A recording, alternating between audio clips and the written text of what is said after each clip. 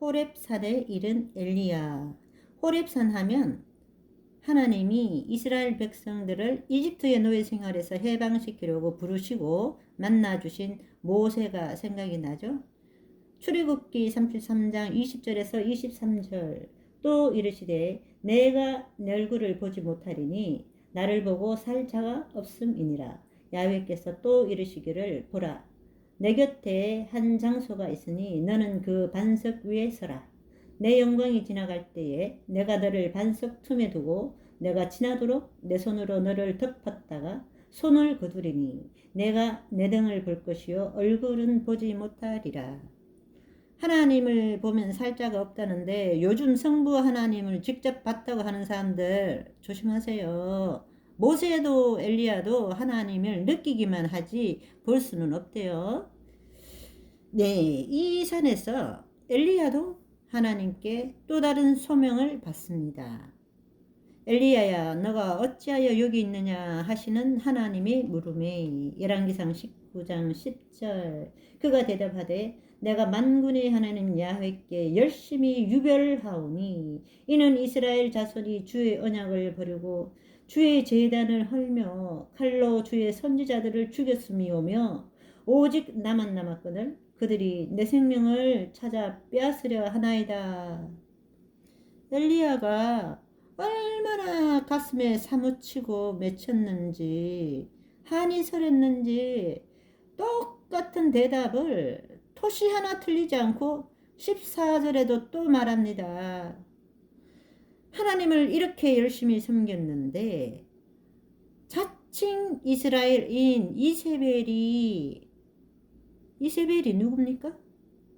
시돈의 왕 엣바알의 딸이잖아요. 얼마나 바알을 신이라 섬겼는지 이름이 엣바알입니다. 이스라엘 왕에게 시집 왔으니 이스라엘 사람이 되었잖아요. 이 여자가 백성들이 하나님을 버리게 하고 말씀을 어기게 할 뿐 아니라 주의 제단을 헐고 하나님의 선지자들을 다 죽이고 엘리야 자신 혼자만 남았는데 이제는 내 생명까지 해치려 한다면서 하나님께 하소연합니다. 간악한 여자 이세벨은 몰래 들어온 침입자입니다. 자신이 이스라엘 사람이 되었는데 자기가 섬기던 우상 단지를 들고 와서 모든 사람에게 이것을 바알을 섬기라고 하며 바알을 섬기지 않으면 눈에 보이는 대로 닥치는 대로 다 죽입니다. 왕비라는 권력으로 여왕의 권세를 휘두릅니다. 오늘날에는 없습니까? 내 주위에는 없습니까? 내 속에는 없습니까? 이세벨의 영 자신은 하나님의 사람이다 하며 하나님 일하는 자들을 죽이고자 거짓말을 퍼뜨리고 자기 속에 있는 자기 생각은 곧 하나님의 생각이다. 짐이 하늘이다 하는 이세벨. 저도 유튜브를 시작할 때 이세벨의 영으로 가득 찬 이와 똑같은 여자의 공격을 받고 있는데요. 이 여자는 자신의 생각은 하나님의 생각이다 하며 자기 생각과 다른 생각을 가지고 있으면 하나님의 이름을 부르며 꾸짖죠. 마치 이세벨이 나봇의 포도원을 뺐을 때처럼 자신에게는 그것이 너무나 정당하니까 아니 왕가 사람인데 뭘 못해? 가지고 싶으면 가지는 거지 라는 생각.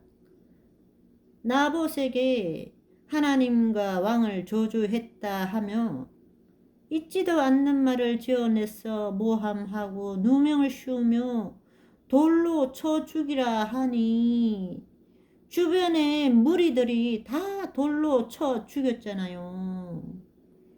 이런 일은 오늘날도 비일비재하게 일어납니다. 예, 이런 여자가 자기 주장이 얼마나 강한지 고집은 또 얼마나 센지 제가 당한 일을 한번 말해 볼게요. 거짓 선지자 이세벨의 영을 지닌 여자. 자신의 생각만 옳다. 내 생각이 하나님의 생각이다 라고 여기는 이 여자가 작년 3월 달에 대통령 선거 때 윤석열 현 대통령이 얼마나 딥스테이트 하수인인가를 뭐 소잡고 굿하는 가정한 인물인가를 카페 내에서 설파하며 절대로 찍으면 안 된다는 식으로 자신의 주장을 펼치는지요. 다른 사람이 어차피 누가 되어도 정치에는 다 딥스 꼭두각시인데 조금이라도 나라에 해를 덜 끼칠 만한 사람을 조금이라도 덜 악한 사람을 뽑아야 하지 않을까 하면은 입에 거품을 물고 당시 윤석열에 대하여 진실이든지 루머든지 다 갖다 붙이고 절대 투표하지 말라고 선동을 하며 다른 사람의 자유에 대하여 통제를 가하기 시작했는데요.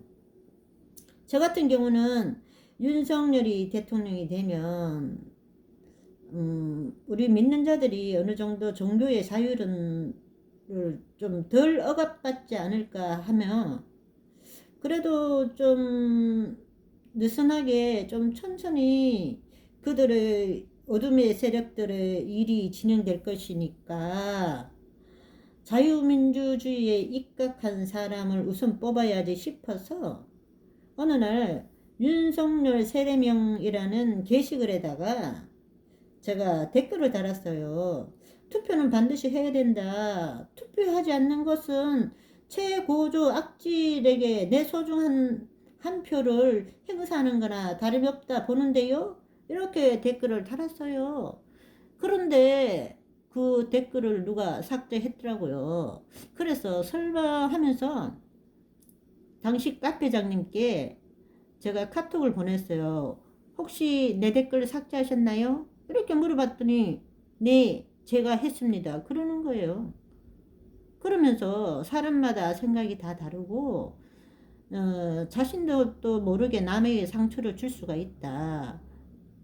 아니 그 댓글을 읽어보니까 투표하지 않는 사람은 뭐 최고조 악질에게 투표했다라는 그런 투의 말이던데 그래서 제가 예, 제 생각이 짧았네요. 조심하겠습니다. 하면서 윤석열이 얼마나 악질인지를 당시 운영자였던 그 여자의 게시글을 올린 게 생각이 나더라고요. 그러면서 내가 댓글을 그때 달고 싶었는데 윤석열이 악질이면 이재명이라도 찍으라는 거냐 이런 댓글을 달고 싶었는데 나름 참았다며 제가 그래서 이렇게 최대한 순화시킨다는 것도 그런 댓글이 되었네요 하면서 죄송합니다 하고 말았죠. 그랬는데 이 여자가 카페를 탈퇴를 했는지 강퇴를 당했는지 모르지만 카페에 나가고 어느 날부터인가 자기 생각을 다른 사람에게 말할 때 하나님 이름을 대면서 하나님 핑계를 대더라고요. 어떻게 말하냐? 성령님이 내게 말씀하시기를 성령님이 그래서 나를 이렇게 깨닫게 해주셨구나 하면서 막 이렇게 자기 이야기를 하면서 하나님이 자기한테 말했다고 이렇게 하더라고요. 그러면서 어느 날 내 블로그에 댓글을 또 달았는데 네네 인생님 만문신에서 빠져나오세요. 제가 안타까워서 그래요. 그러는 거예요. 그래서 내가 거기에 답글을 달았더니 막 자신과 생각이 달랐는지 그때부터 막 아니 이 댓글 단 것도 그래. 만문신에서 빠져나오라니 내가 돈을 어떻게 생각하고 어떻게 사용하는지 자기가 나에 대해서 뭘 안다고 함부로 그런 조언을 하고요. 아이 내가 그래서 아니 왜 그때 자기 생각을 다른 사람이 지시했는 것처럼 이야기했나 했더니 그때부터 막 댓글로 나보고 거짓 선지자 하라고 그러더니 아유. 그런데 나보고 그런 거예요. 아니, 그런데 유튜브까지 이러고. 그러면서 날마다 꾸짖는 거예요. 아니, 예수님의 이름으로 꾸짖는데요. 내가 뭐 이세벨의 영으로 가득 찬 그 더러운 블로그에 들어가서 볼 생각은 1도 없으니까 그냥 내 이름 검색해 보면은 보이는 것이 그래요.